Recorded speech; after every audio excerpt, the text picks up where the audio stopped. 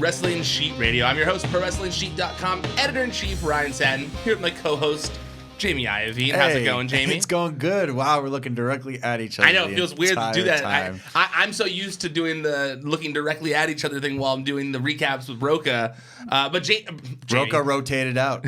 Well, Eli actually rotated out this week. He was busy doing a bunch of work things, and he was like, do you mind if I don't do the show today? And I was like, yeah, dude, Jamie and I, we can handle it. We'll do the face-to-face thing. He just had to make money, I guess. and it's funny, too, because a lot of times, for those of you who watch this on video, Jamie will be sitting in the seat that I'm sitting in right now, and he'll talk to the camera. He'll look at the camera, but he's looking at the wrong camera because we're not hard, doing... man. No, because it is there's hard. A picture of no, you, like... trust me, I get it. It is hard to do that. No, I get it. But it's funny because now when you look at it, you will be looking in the right area. You are doing it correctly. I'm actually happy about it because I actually love the format that you and Roca have, and I think it's a little weird when it's three of us. It looks like we're playing board games or something.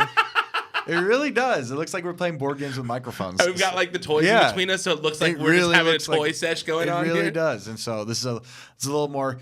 We could get down to brass tacks here, the nitty gritty, if you will. Okay, well, I think the biggest story of the week, in my opinion, was obviously everything that happened with Liv Morgan and Brie Bella. Yeah, I think we talked about it a little bit on the Raw recap. We did a YouTube video on it as well, so I hope there's not too much overload here. But I kind of wanted to get James' opinions here because to me, not only is this Liv and Brie thing a big story, but on top of that, with Evolution so close, there's 3 big injuries that have happened very close to the pay-per-view, and now, that's kind of putting some of the matches in that were already planned into question. It's putting the event in question. It kind of is putting the event into question. I mean, we already know that it's unfortunate, but from what I've understood from reports from from various different websites, publications, is that it's not selling as well as they would have expected it to or liked it to have. I'm not saying it's not selling, but it's not. I think I read something where it was like the very close seats and the cheap seats are kind of still available, and that, the middle section's formed out. Which I mean. But this has to hurt that even more. I mean, if Alexa Bliss, but Sasha I'm going to Banks, just do a quick point about Evolution before we move on to the specific occurrence of what happened. I think that unless this was minutely in every detail booked to perfection, they weren't going to get a sellout because even though WWE is saying that they are doing this huge push for women's rights, it's the first one, and you need to knock it out of the park with the first one, especially if it's going to be an all-female. Because even though it is the women's place on the card and on the show in general has come leaps and bounds, it's still a vast majority male audience, and I don't care how progressive a wrestling male fan says he is. Like AJ Styles versus Finn Balor 2 is a lot more appealing than Trish Stratus versus Alexa Bliss. It just is, and that's not because it's not a testament to Trish or Alexa. It's just that particular booking isn't nowhere near as interesting. 2 by themselves, amazing talents.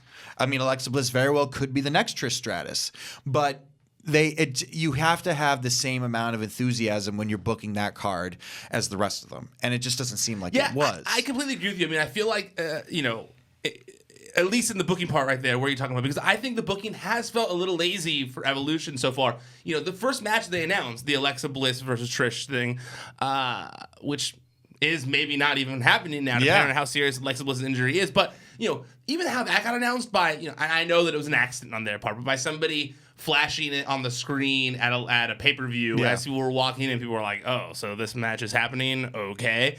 And it forced WWE to have to announce it a little earlier than planned. But there was that one. And then even Mickie James versus Lita. They kind of just announced it on the internet with zero fanfare. They really haven't done a lot to get you excited for Evolution. There's no build-up for any of these matches. No, that's not true. There's I guess maybe they're planting some seeds with Ronda and Nikki, but not really. And they started with Alexa and Trish. They had a few segments. They did start, and I think Alexa Bliss's injury has kind of put a halt on that. But it's there's a whole thing. I mean, and that's not to say if this one doesn't perform just as well as they would like it to. That I don't think that necessarily means it's a dead brand. I think that they'll figure out what works and what doesn't, and they'll try it again, maybe with a better card, maybe this card is so in flux that it does end up being better at the end of the day. Very much like we had with Survivor Series last year, and I just think that it's what I said. It's what I said earlier. If it's what you get what you put in, and you can't half-ass the booking with this and expect the same reactions that you would get any other event. Well, I agree. They haven't. I would like them to start actually building towards it because they really haven't. No, not at all. I mean, we're getting a lot more bookings for matches and build-ups for things that haven't even have they? I mean, I haven't even seen any official Crown Jewel promo except for the one that you mentioned when it was saying look how great Saudi Arabia is. No build-ups for the actual matches. Yeah, they had the thing when Baron Corbin came out and he talked about how this is going to happen. But you're right, they haven't. They really haven't mentioned it a lot since. They talked about it a little bit with Brock and Roman or whatever. But yeah, you're right. They haven't really mentioned it a lot yet. So that being said, going back to what happened specifically with Liv Morgan and Brie Bella. Accident, obviously, totally. I don't think anybody ever does it. I mean, especially nowadays. It did happen back then, but I don't think anybody really tries to stiff anybody on purpose nowadays. It's a very archaic practice that was used back in the territory days to kind of break people in or drive them away. Maybe as a receipt for a hard punch or two, but I don't think there's people actually trying to hurt people out there. No intent to cripple, unless you want to believe the Iron Sheik Hulk Hogan story. Yeah. But with this one, it's just it's. And I watched what you said what you and Roka talked about. So I'm going to try to keep it as different as I possibly can because I do have a different. It's not a different take on it. It's more of a different viewpoint. It's more of a different viewpoint because I have an idea. I don't know for sure. I can't say I can tell you what it was like because I'm not a female wrestler, and I'm not part of the female wrestling roster. No, you are not a female wrestler. Never will be. But you could be a female wrestler if you wanted to be. Just from my time being there, being even just close with a lot of the female talent that have been there or no longer there anymore. It's just. And it's not just in female wrestling, but it's also in female entertainment at large. It's a very, very, very competitive, cutthroat, backstabbing world.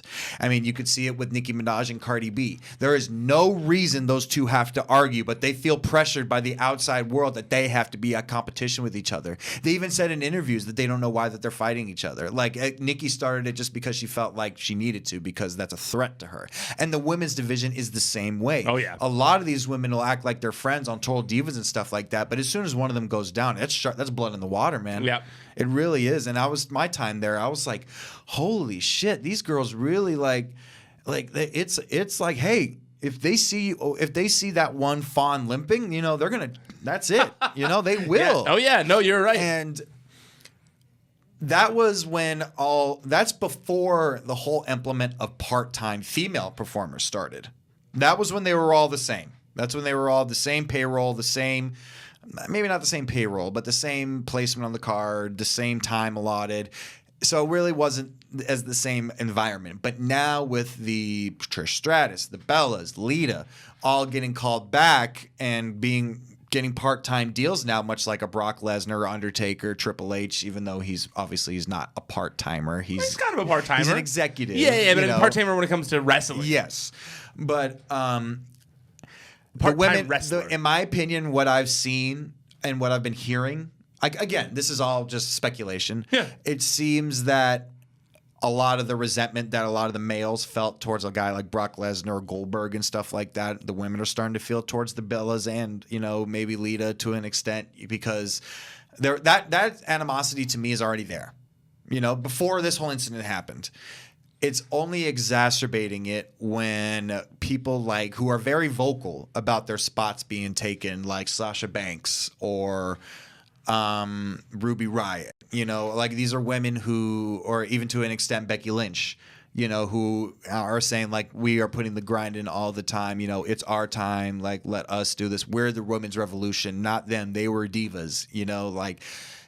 That only added to it. And this whole thing of intentional, unintentional, whatever, it's only going to cause more of a rift in the locker room because it was a vet who, I'm sorry, yes, obviously it was an accident, but all it takes is one person to get into the Riot Squad's ear and be like, maybe it wasn't. This is this kind of business. I don't think anyone actually thinks that. Do you? I'm not saying they do, but this is a company that is notorious for kind of pushing kind of jabbing the bear. But I don't think there's anyone on the roster right now that actually thinks that Brie Bella did that on purpose. No, but it is a very manipulative locker room. True. It is a very manipulative locker room, and if it's going to cause a rift and try to leg up somebody else in the business, then I don't think it could not happen. I didn't think about it until you mentioned it right there. Are the Bella Twins one of the first part-time female athletes in WWE? That I can remember. Unless you want to count Stephanie, who wrestled once every 5 years. No, but someone who's not a McMahon, are they the first ones like that? That were brought back after being actually that are kind of used. Like Brock Lesnar in every once in a while brought in on contract. I just my whole opinion on it is it was a horrible mistake. But the circumstances around it, the environment that it happened in with the tempers being what they are right now, I think it was really unfortunate timing. It wasn't intentional timing, but it's just it is what it is. That's what happened. And at a time where it's a shame that, in a time where a lot of – and this isn't just the WWE locker room. It's independent wrestling in general. It's also, like I said, it's entertainment in general. It's unfortunate that now that women are also now the women are getting a lot more rights as they should. Getting a lot more placement on prominent placements on productions and movies and different things that they would do. It's that whole thing that was instilled by us, by men, that they need to compete with each other. That there's only one room at the top for one girl. That's still there, unfortunately. And I think it's still very prominent in the women's locker room at the WWE, unfortunately. I mean, again, this is just hearsay, but I think this is Jamie's personal opinions, obviously. This is mine. I'm not trying to get hit up by the entire women's roster. We love each other. We're not like that. Well, one of the people who commented was not a female locker room member, but was someone who I think did share interesting insight into all this, and that was Corey Graves. He was tweeting a lot about all of this. Did you see his tweets by any chance? Yes, I saw his interactions with some fans and stuff, and they were on the money. I mean, it's unless you want to talk about him. Well, so basically, what he said is, first he started off by saying, "Remember that time you had a bad day at work, and all of the internet decided to tear you to shreds because they know better than you about your job, asking for a friend." And then it said, "Listen to me. You're not going to win this argument with me. I literally had my in-ring career ended by an accident. I don't care how many websites you read or how many shows you watch. You will not win this one." And then he responded to someone else saying, "I beg to differ," because a lot of these tweets have been deleted, so only his stay. Of course, people love doing that. But it said, he said to the person, I said, "I beg to differ." He's talking about the people who injured him, and he said one of the guys is top guy in WWE. Another is a current indie darling and close friend. One is no longer in the business. Care to keep teaching me about my life. And all these were interesting points, I mean, I think that, because I saw a lot of this online, and this is not even about Brie Bella anymore and Liv Morgan, but I saw a lot of this online of people being like. And let me be clear. But my point on that whole thing, I don't think Brie Bella should have to pack it up and leave and go away and never come back. I don't think that at all. I am saying that it's unfortunate that it had to happen in this situation at this time of place. That's my own thing. Just that the water was a horrible time to jump in. It really was. But what I was going to say is that I think that, what I felt got lost this week was almost like wrestling fans forgetting that accidents happen. Not only that wrestlers hurt each other all the time. Like that happens on a daily, not concussions being kicked in the face on live TV. That doesn't happen all the time. But injuries happen on a daily basis in wrestling. Wrestlers are getting hurt all the time. They're like Corey Graves said, his career was ended by 3 friends of his. That he still looks at as friends and doesn't think that this person had a hidden agenda to take me out of the business. I mean, you just got to look at the internet's favorite person in the world right now, and that's Seth Rollins. In the span of a year, he took out 2 major players. In the span of a year, and nobody was calling for his. That's not true. That's not true. People were calling for his head. Well, I think people were calling for his head. I don't think I saw a lot of people besides Bret Hart who were saying that he should retire. That was, I think, to me, that was what bothered me the most of because we see so many botches in wrestling all the time. There's Botchamania edition number 8 million that has come out because botching is a thing that happens in wrestling.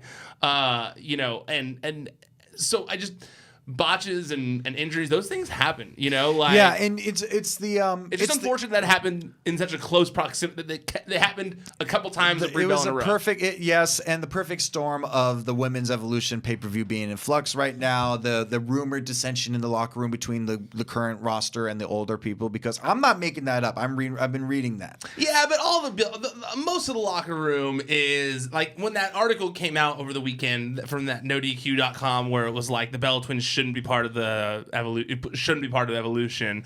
They're part of an old era.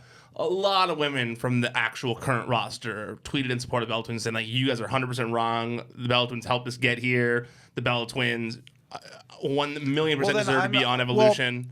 Well, here's my thing. I don't.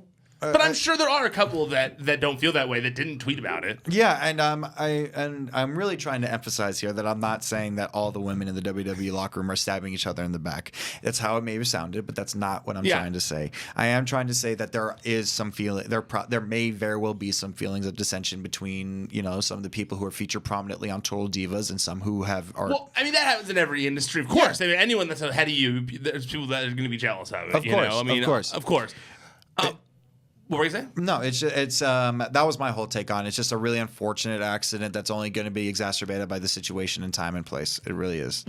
What I was moving towards though is more of just the general conversation of it all. There's this whole thing that and it's a thing I struggle with. I've talked about it with you in the past. I've even talked about it on Twitter. I've gotten tons of shit on Twitter for saying this once in the past, but I struggle. And I've gotten better at it with doing these recaps the past couple weeks, now that I've been here, past 2 months now that I've been here at Collider, we've been doing recap shows. But, I struggle with critiquing someone's wrestling. Because I never done it, can't do it. I don't feel like I have the... I don't feel like I'm someone who should be doing that.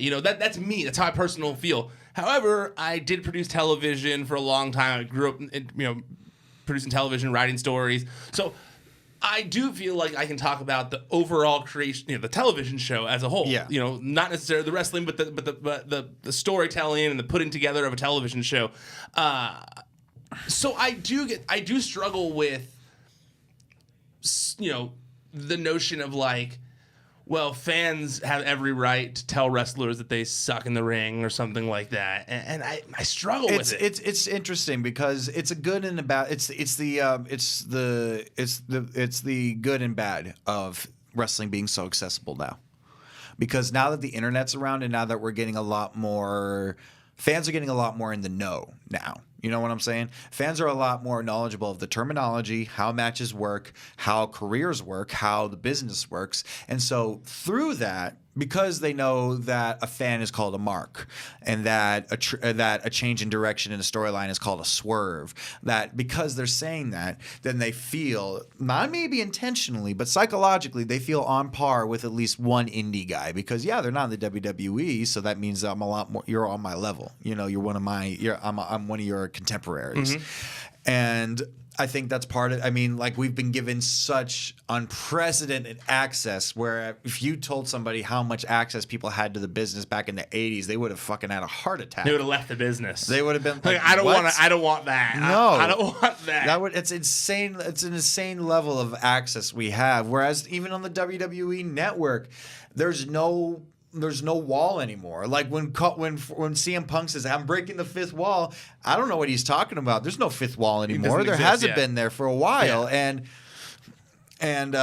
fourth wall. Yeah, I was going to say there's not. I'm thinking there's fourth walls in a square. Yeah. I didn't want to be a dick, but I was definitely thinking that in my head. I don't even remember how I said it, but it's true that.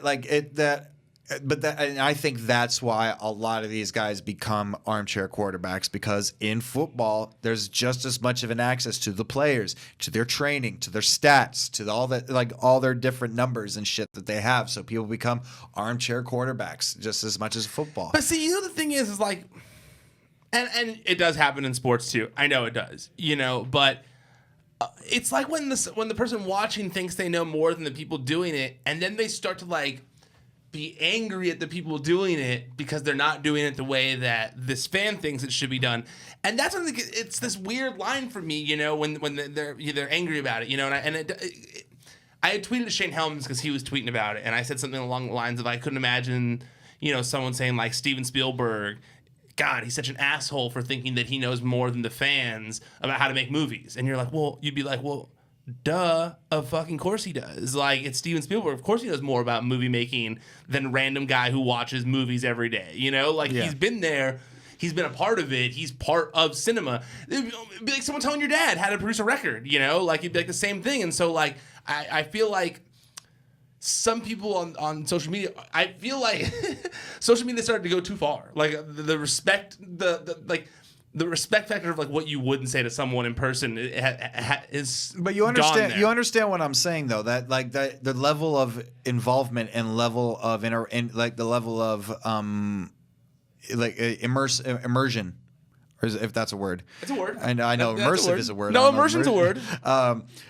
That level of just every iota of the wrestling business being out in the open, and that anybody can learn it now, that people take in so much energy and time and investment into it that they do. Some people, I'm not saying justifyingly, do consider themselves experts on the situation.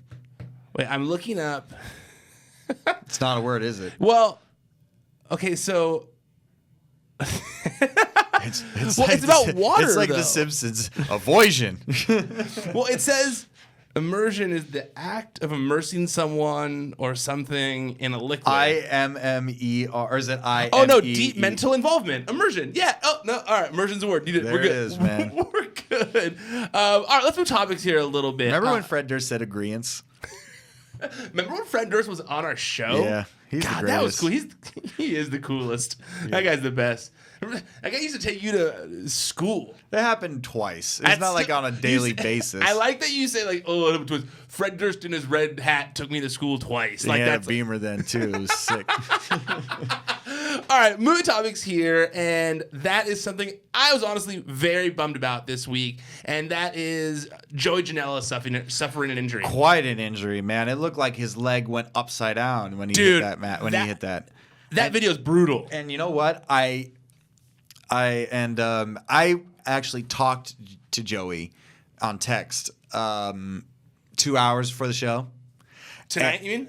No, before that show. Before that show, where he was with psychosis. It was because I had just watched Lost in New York for the first time, and I was so impressed by it. I was like, it's so different. It's so unlike any other wrestling show because, I don't think any other promotion would have found a Marco or, I don't like that PCO thing where Destro comes out when he had to be revived, jumped back in, Joey. That whole Joey Janela GCW series is a great idea. And then I texted him about it. I was like, dude, I loved Lost in New York. I'm hyped for the show tonight. Was it Lost in New York the one that he where he faced Hakushi? I believe so. Yes. Yeah, and then I was looking forward to it because Did you watch this one live? Were you watching what happened? No, okay. I watched it because I was at I was at some event. I don't remember what it was. Oh, it was. I think I was at my dad's party. I think it was that night. Yeah. And I literally like 2 hours before I said like, dude, I'm like Lost in New York was dope. Like your shows are dope. He's like, well, technically they're not my shows. They're just putting my names on them. Like, but they seem like his. They seem like his productions. I know. That's why I texted him. I was like, dude, it seems like your mini version of All In. Like you're booking this shit. Yeah. And I was like, let people think that shit. First off, that's what I would do. But and I feel but he's been part. I feel like he's been a little humble there because he has been part of all of it. From what I've seen, they are obviously GCW shows, but yes, he is a big part of it, and he is a very big figure point of GCW, obviously. And I feel I was like, damn, I hope I didn't jinx him. I'm actually wondering, because I do think a lot of people, associate him with GCW at this point and his various events. Like these are going to be like a traveling spring break. To me, he's the face of GCW. Absolutely, in my opinion. And so I do wonder, how GCW is going to react to all this because they've got that LA show coming up, and I'm like, man, dude, Joey Janela not being a part of it seems weird because it's like he's part of like the whole allure of like their GCW event. And it's this too. And if you want to talk about a stellar 2018. Joey Janela had a phenomenal 2018. You cannot. There's no one that can argue that, man. Like, I don't care what shape you might think he's in or what you might think of the guy personally. That guy had a killer year, man. Like, that guy honestly became one of the top guys on the indies out of nowhere in the weirdest of ways, man. Like, you wouldn't have thought these weird spring break shows and these GCW where he's bringing back old wrestlers like PCO and Hakushi, and he's doing psychosis, and all this stuff where he's bringing Zeus back.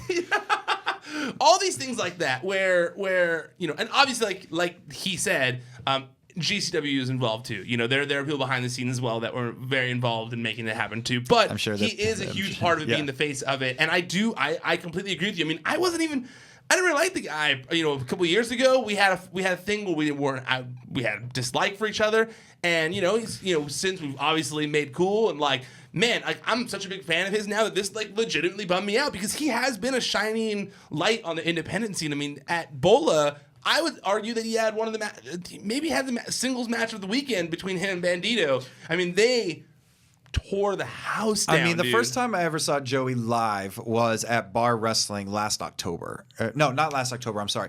It was after I got back from. So it was last January. Okay. So that was the beginning of 2018 for him, and that was like the bar when we both went, and Matt McCarthy was there. I said Greg McCarthy. Matt McCarthy was there. Yes, and that was the first time I ever saw him. I had heard of him. Remember how packed that show was? Yeah, dude. And that's like that wasn't even the worst of it. No, but it was packed. Yes. And we were like sardines in there. And I saw him like, and just like maybe a few people. I kind of didn't take too much account into him because he had the driver jacket with the scorpion, and I was like, oh my god, how many of my friends in college were that for Halloween? And he's coming out to like Kavinsky. It's like what all like my friends in college were if they wanted to be a wrestler. Like, of course they would come out to like, oh, we can't come out to Night Call because it's in Driver, so we have to come out to another Kavinsky song. So.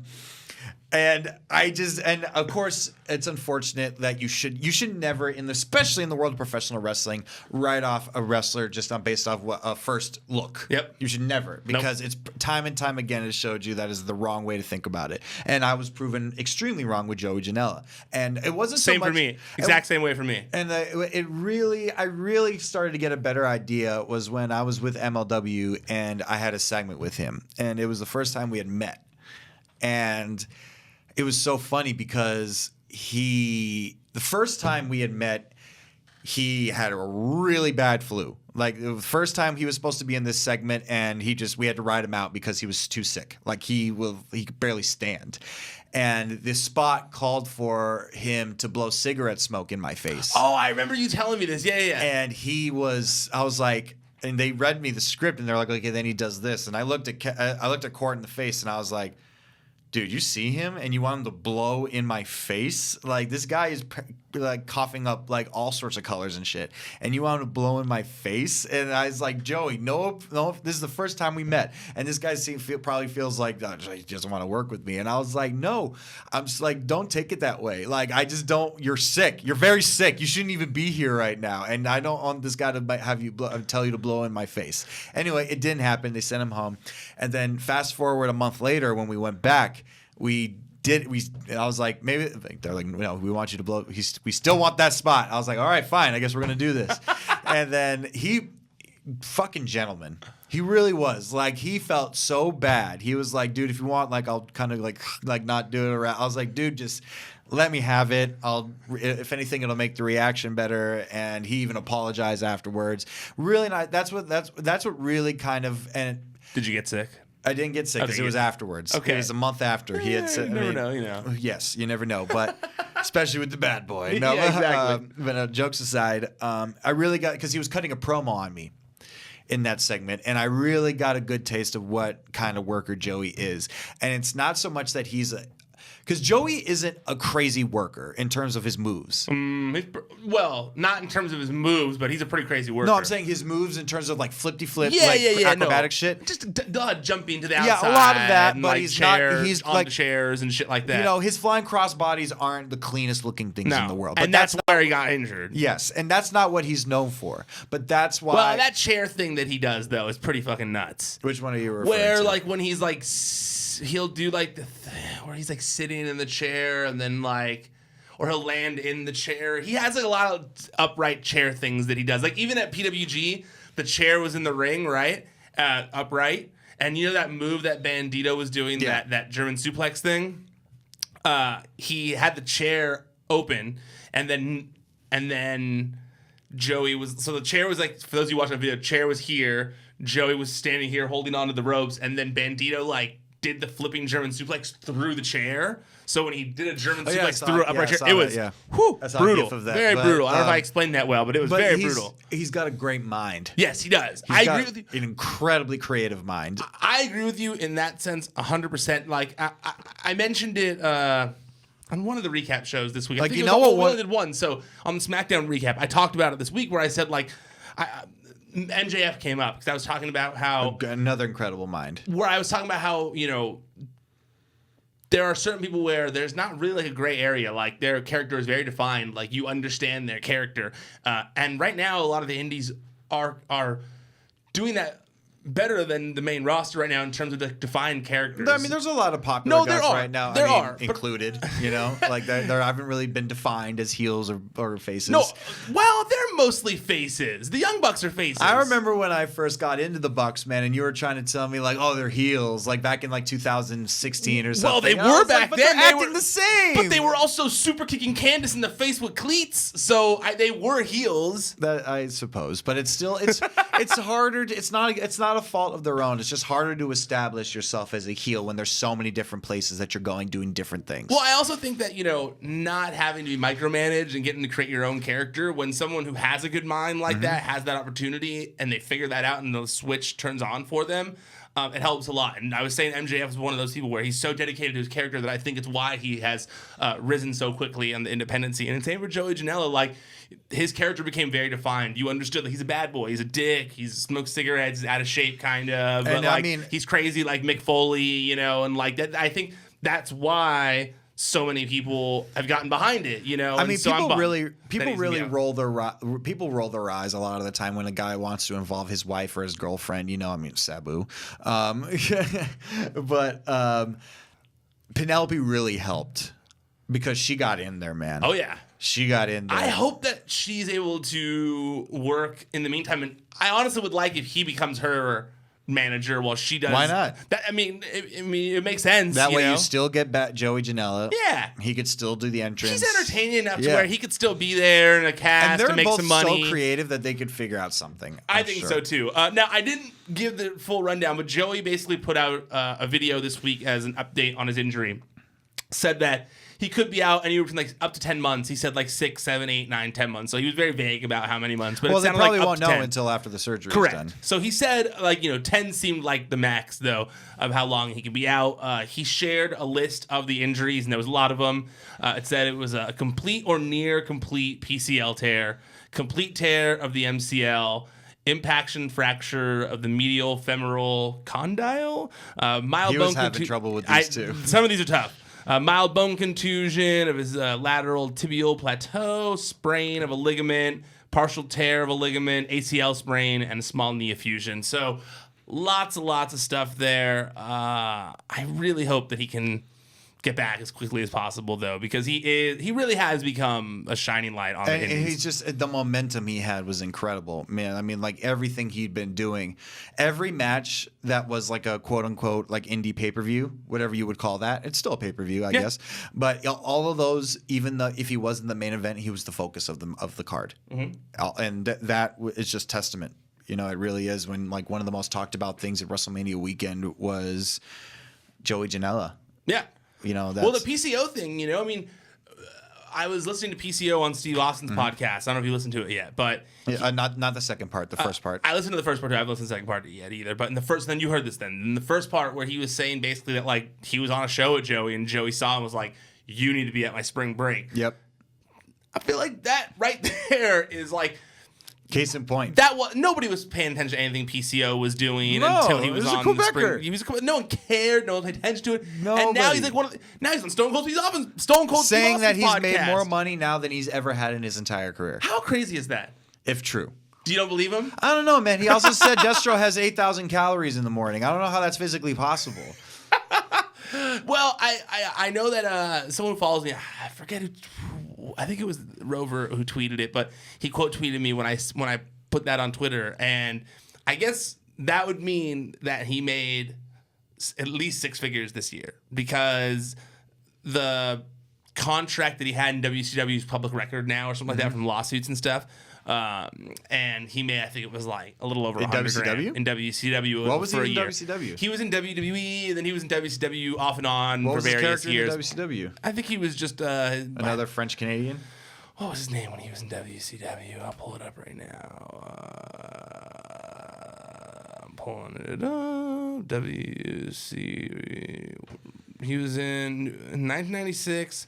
Roulette reunited with Jacques Rougeau and moved to WCW, where the duo was known Rougeaus. as the Amazing French Canadians. Wait, I went away. I've heard of them. Amazing French Canadians were managed by Colonel Robert Parker. They feuded with Harlem Heat. Colonel Parker managed everybody in WCW. Jesus Christ. Ouellette won a patch match against the Giant and was fired shortly after. Then he went back to WWF. But he wasn't, that's when he was in Brawl for All. Wasn't there for very long. He was there 90, 98, 2000, gone. Then he went back to WCW in 2000 and was in Team Canada. With Hacksaw? That was with Lance Storm and... Remember when Hacksaw Jim Duggan showed up with a shaved face? Yeah, it's funny. I saw Lance Storm post a picture, quote tweeted someone who posted a picture of that the other day, and he said that when Hacksaw came in like that with the shaved face and the short hair, that nobody knew who it was. How could you not? So they were sitting in catering. I mean, how could you? They were sitting in catering next to him, and then he finally like after 30 minutes said something to them, and they were like, Jim, why wouldn't you have said something to us? Hey, why aren't you talking to me, tough guy? And it was like, what? Holy shit! Like how? What the hell? Yeah. No, I hated when Hacksaw did that. Hated when Hacksaw did that. Did you like when Hacksaw did that? He's just so America, man. Like it was just like at that point it was so late in his career. It wasn't going to be like a Hogan-esque turn. And also, like, if you're going to pick like something that's not America to be like a threatening superpower, Canada's not the one. I'm sorry, it's just not. They're like. So you don't like Team Canada at all? I like Major Guns. Was she Team Canada? Wasn't she? I think maybe for a hot minute. I remember those Maple Leafs. I remember that very well. Team Canada, WCW, because I'm trying to remember who was in it now. I know Lance Storm, obviously. Oh, yeah, you're right, because right when I pulled it up, she was one of the ones that popped up. Mike Awesome, Jim Duggan, Major Guns, Lance Storm, Elix Skipper, Jacques Rougeau, Carl Ouellette, Bret Hart. Wow. Bret Hart? Bret Hart? Wow. When was Bret Hart? What a faction. I do not remember Bret Hart being in that. What a faction. He must have been like a manager. His career was over by then. You want to know one of my secret wrestling confessions? I didn't dislike Misfits in Action. You mean the that was where it was not the No Limit Soldiers. No. This was when it was Booker T, Van Hammer. Exactly, G.I. Bro. I remember seeing General Hugh G. Rection. That was right when I turned out of WCW. I was out the door then. Like, how do you not like that Chavo Guerrero's name was Lieutenant Loco? I don't know, like Corporal Cajun, Lash LaRue. And I'm in the vast minority. Like 3 count didn't do nothing for me. The Misfits in Action. You didn't like 3 count? That's around the same time the Demon popped up. You were not a fan of 3 count? I mean, obviously now I appreciate it a lot more. But I was like, I like how you're acting like 3 count was a fine wine that gets better with age. It is when you realize what they were trying to do and the amount of talent that was part of that team. You do appreciate it more. But back when you're a kid, and you don't know shit about the business. You're like, there's a bunch of boy bands. Fair enough. I just picture you being like, nope, that 3 count needs to go back in the cellar for a few more years, and then we could bust it out and watch. We'll revisit it. Then we can watch that Young Dragons match, and we'll decide if it's better now. I don't know why. I always liked the Misfits in Action. I always liked 3 count. G.I. Bro. I love. And then there was a G.I. Bro comic. This is wild. Much later. I feel like people are gonna. Man, I shouldn't have told people my confession about Misfits in Action. I feel like people are gonna give me shit for that one now. Probably. You like anything else?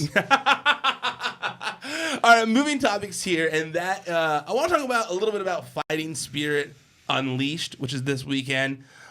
I feel like out of all the specials they've had out here, this is the least hyped one. I've heard very little chatter about this one. Right? Very little. I think a lot of it has to do with the fact that they just announced the card. It's a lot of it's all-in fatigue as well. I think that is. I was gonna say that too. I think that the traveling crowd is burnt out from all in, from things that have gone on already. And it's not even burnt out. They probably spent what they are going to spend this year on going to a wrestling show. Tapped out, I guess is a better. I guess is a better way of putting it. But I also, there are going to be cool matches on the card. Yeah, the card is actually very interesting. I mean, it's the card isn't like, whoa. I am looking forward to Cody and Juice Robinson. I am looking forward to that. I am looking forward to seeing because ever since the debut, not so much the debut, but the reemergence of Switchblade as Jay White as the Switchblade. Great idea on paper, but it's kind of been like, I'm not really sure what this guy is. Even when they gave him the Intercontinental title, like it was, or was it the U.S. title? I think it was when he beat Kenny. No, it was the U.S. title. Yeah. And even when they gave him that, nobody really cared. No, it didn't really make a difference. Yeah, and it's a shame because I really think Jay White has a lot of potential. I really still do to this day. It's just. Well, did you watch the turn or what happened though recently? That's what I'm saying. Yeah, I'm interested to see what he's going to do with Gato, and it's. And I mean, first off, that in itself, Gato turning on Okada after how many years, that's a huge deal. That's as big as when Paul Bearer turned on Taker. Very different relationship, but you don't see them apart. It was very Seth turning on the Shield too. Very much, but like much that. More history, much totally. More rooted in the New Japan history. Yeah, but with but I'm looking, like I said, I'm looking forward to the Jay White one. It's just like I said, I really think that they just haven't figured out what is the best way to feature him yet. I've been on that wavelength with you when it comes to Jay White. I've almost felt like he still has felt like a lesser Kenny Omega. Like, bro, after the year Kenny Omega had of 2017, and you're telling me you beat him and nobody says a word? Yeah, it was weird. It was definitely weird, and I do think though that Gato turn really did help in terms of kind of character development, carving out something for Jay White that'll make him feel a little more special. And I agree. I'm very much looking forward to that, to see if kind of like he can elevate himself this time, because he has had trouble the past couple ones. Yeah, it's just like they give him something that on paper. They give him the gimmick. It's this guy who plays with knives and he's like, he carves shit up. Like, in theory, sounds dope, but then when he comes out, he looks like the cleaner, so it's like, oh, it's a greasy guy in a leather jacket. How many of those have we seen? And especially in New Japan, for some reason, they love wet leather jackets in New Japan. Everybody wears those. Yeah, they are. And so then they give him that. On paper, great gimmick. Doesn't really deliver. Beating Kenny Omega after the year he had, going up against Okada and Ishii and, putting on 5-star matches. And you beat him. Not only beat him, but you beat him for the new belt that New Japan is putting a lot of emphasis behind.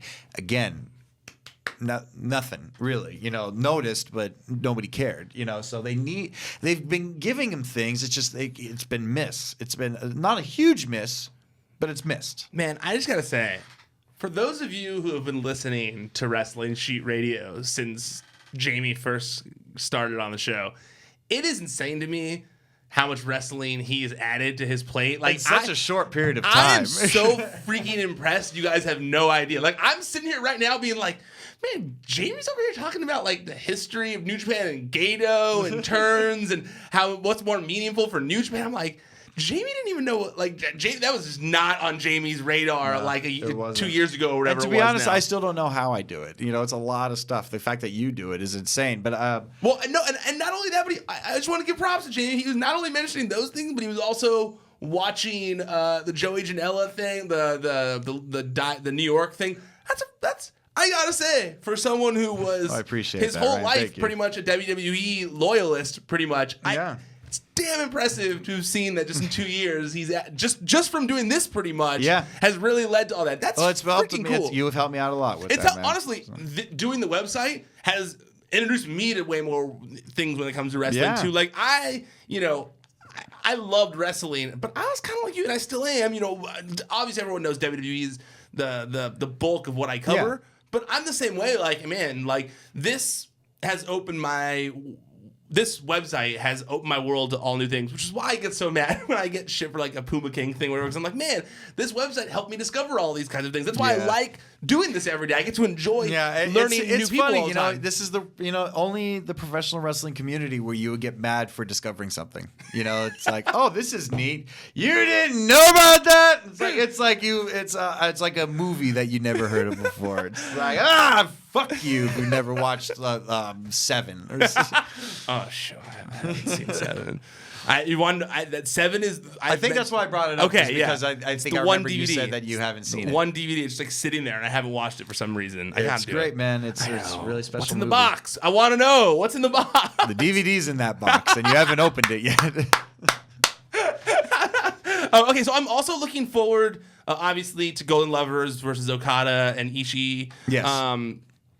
I also pumped Young Bucks versus Guerrillas of Destiny. Yeah, that's going to be dope. Be a barn burner. I feel like Tama Tonga is on another level right now, where he's just such a good heel right now. Like we were talking about defined characters, and he's just like living up his heel persona right now. He's just living up his character right now. I love it. I'm a huge Tama Tonga fan. I'm pumped for that one. Also, Will Ospreay versus Marty Scurll.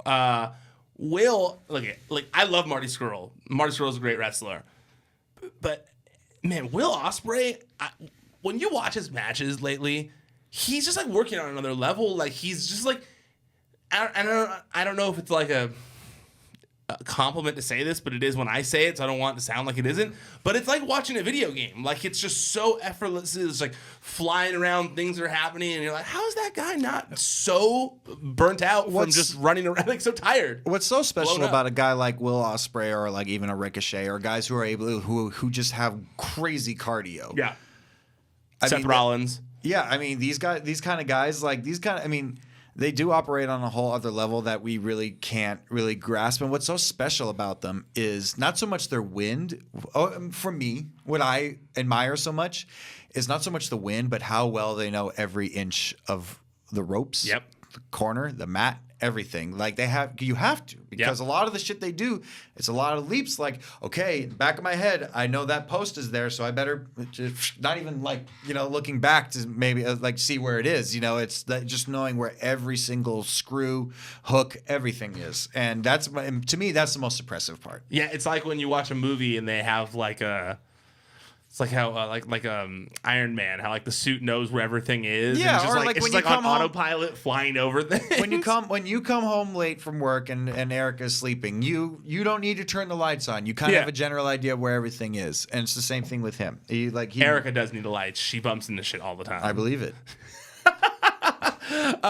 Okay, so also on the card is a Killer Elite Squad and Zack Sabre Jr. versus LIJ, which is gonna be rad. I'm stoked for that one.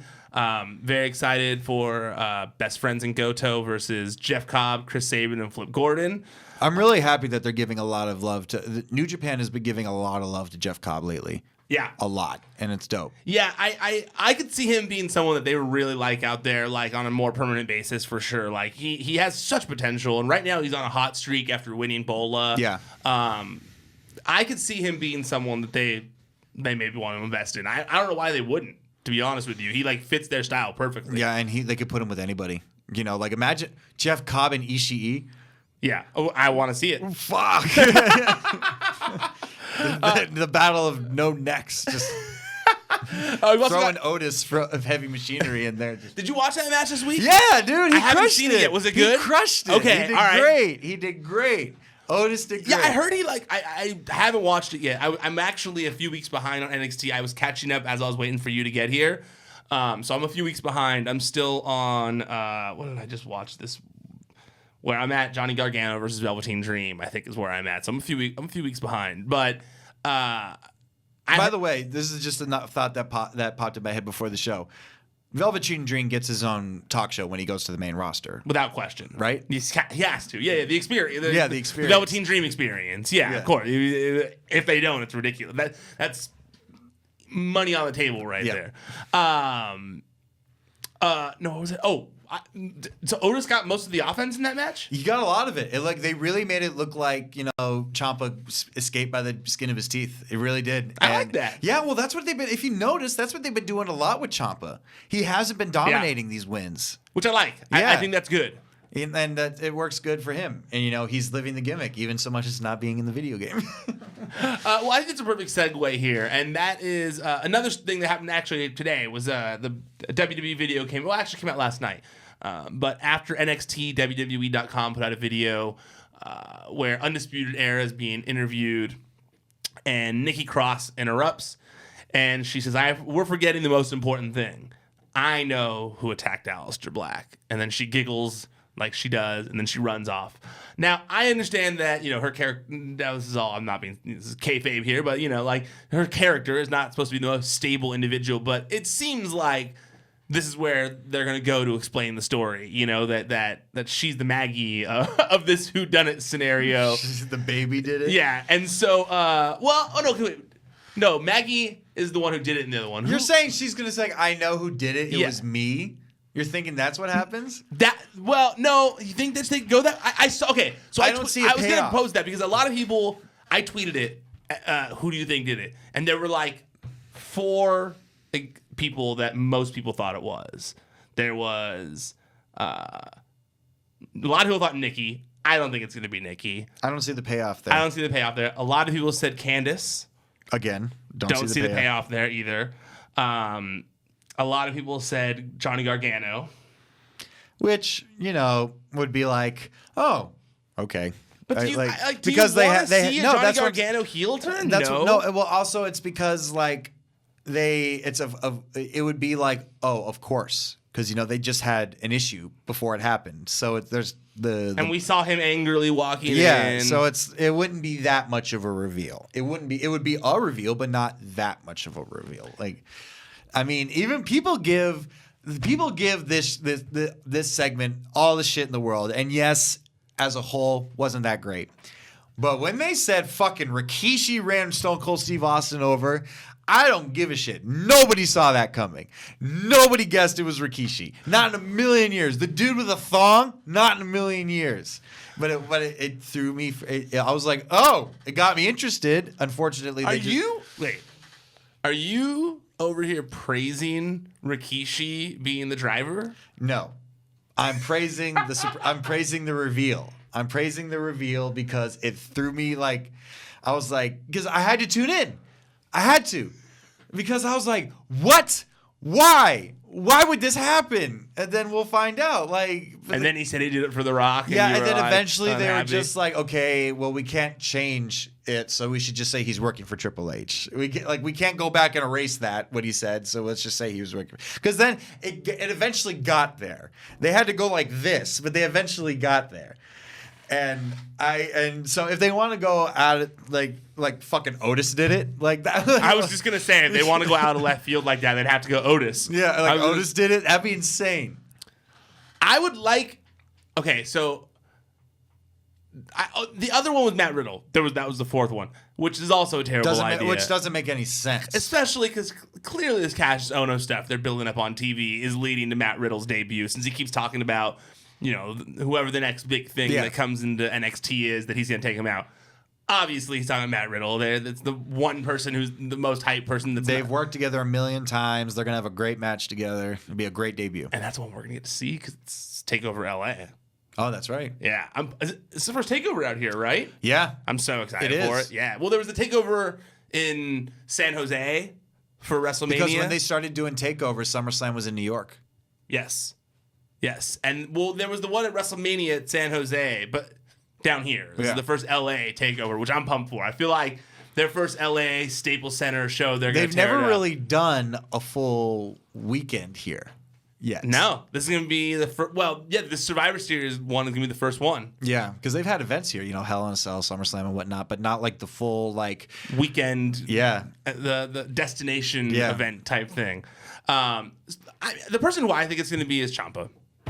I don't think it's going to be Gargano. It's going to be Ciampa. He's the heel. He was also there. You don't think they're going to try to go some crazy explanation? That's what I got to think, because I really just don't want it to be what everybody thinks it is. It's the same thing like how, spoiler alert, even though the movie's been out for a year and a half, 2 years now, when they're revealing, well, they still haven't revealed who it was, The Last Jedi, or even The Force Awakens. Okay, that's fair. When they're trying to reveal who Rey's parents were, and everybody was like, oh, it's going to be Luke Skywalker. It's got to be Luke Skywalker. And I was like, I don't want it to be Luke, and it's the same reason why I don't want it to be Ciampa. It's because it's like, oh, everybody knows everybody. It's like, oh, okay, of course it's Ciampa. Why else wouldn't it be? It's the same thing with Luke. It's like, of course it's Luke. Who else would it be? I still kind of want it to be Luke. It's the cop out. You don't want it to be Luke.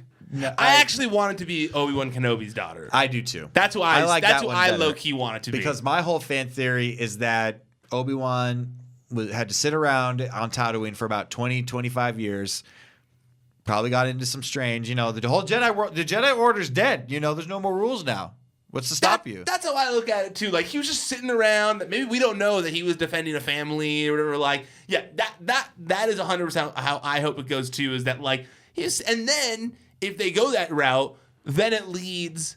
It opens the door for an Obi-Wan Kenobi solo movie, and we find out what he was doing that whole time with Ewan McGregor and weird mocap shit with Alex, whatever his name is. That would be dope. Yeah, that's what I want to see. This isn't a Star Wars podcast. I think that actually, but I think people could. That just finished recording right before we were in here, though. Rule of Two, which can be found in the Collider Factory feed. Very good show where they do talk about lots of Star Wars. So I actually think their most recent episode was about this topic, because I saw the write-up thing for it on social media, so you should go check that out. But you see, okay, but back to my point, I don't want it to be Ciampa because it's a cop-out to me. It's the least amount of writing that a writing team would have to do.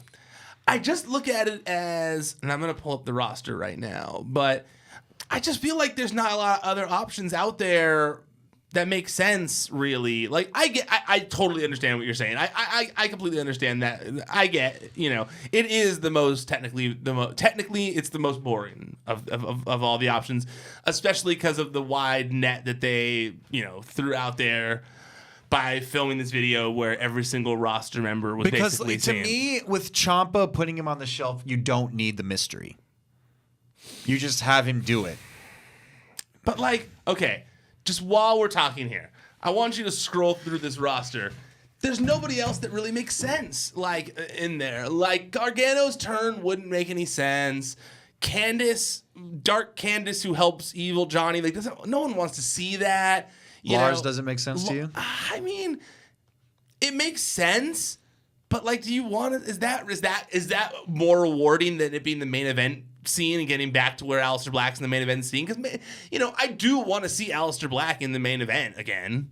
Yeah, I think he will be. I feel like that takes him backwards going against someone like that. And you know what? And even though I am looking at this, not a lot of people do make sense. I mean, maybe Kyle O'Reilly. Maybe. Undisputed Era were also close. Yeah. But he already feuded with Undisputed Era. Yes. And Steve Cutler. It's not going to be the definitely Steve Cutler. That damn Jackson Riker. But I don't think that this could very well be something that they don't know the answer to yet themselves. Because I don't think they knew who ran over Austin when they ran him over. Well, I think that, when they did the Who Tacked Hideo Itami thing in the parking lot, it was more like he's going to be out for a long time. We're not going to have to answer this. Yeah. And then it's become one of those things where everyone's like, who attacked Hideo Itami? Everyone always brings it up. Even when this happened, and Hideo Itami quote tweeted it and said, that parking lot isn't safe or whatever. Yeah. So, I think it was their way of kind of fixing that a little bit and being like, okay, no, we're going to do one now because we know when he's coming back and it's not before he gets called up. So I do think they wanted an easy payoff without possibly risking a Rikishi scenario where they pick someone outlandish and it gets to be like something that people roll their eyes at. The only thing I would be cool with like that is a main roster star who came back and did that for some reason. Maybe, and it depends on where. I don't know much about him, but it doesn't seem like the direction they want to go with him just yet is Keith Lee. And that's the only other person that's a viable option. That is the only other viable option. I agree with you. Because to be honest with you, I know Keith Lee is popular. People like him. I think he's a great wrestler. I could see him being better as a heel, in my opinion. I don't know enough about Keith Lee. I only know his face stuff. I don't know. I feel like a guy his size would be better as like a bully, mean, tough guy, like a Vader type. It would be a really great way to happy-go-lucky, smiley guy. It would be a really great way to bring him in. Well, he's been on TV. He's been on the show already. Yes, he has. You're right. But I guess maybe into a better storyline. More because he's been doing a lot of squashes. And they've had the vignette things for him. And which stuff I like like the vignettes, by the way. I like them. I don't love them. I like them because I just don't. It's not I'm breaking the door down and I'm gonna beat everybody up. It's not that same tired promo that everybody does. It's like I believe in myself. I'm great. I know I am. And it's in a world where there's a lot of anxiety and self-doubt in the world. I think that's dope. It's a great message. I agree with you. Yes. However, I do think that when you have a guy who's telling you to bask in his glory and he's a good guy, it's kind of confusing. Which is why Bobby Roode's kind of confusing on the main roster. It's so similar to Bobby Roode's glorious thing. It's different. It's very different. And I'll tell you why. Because his glory is, when you look at him, it's almost the antithesis of what he's saying. Because when you think a glorious wrestler, you don't look at Keith Lee, and that's not the first one that comes to mind. It's not.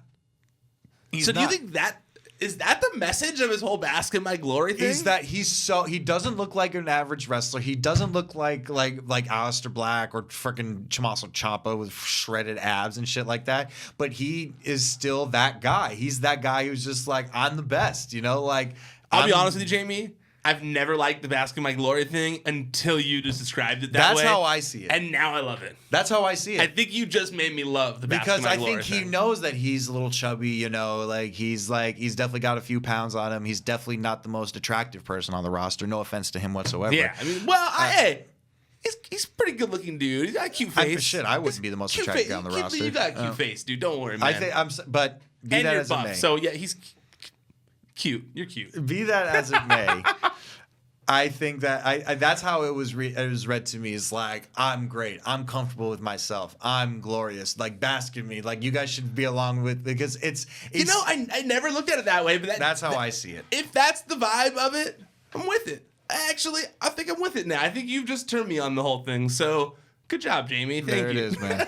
All right. Well, we are done here. We got to wrap things up. I got to start editing the show. Jamie, where can people find you at?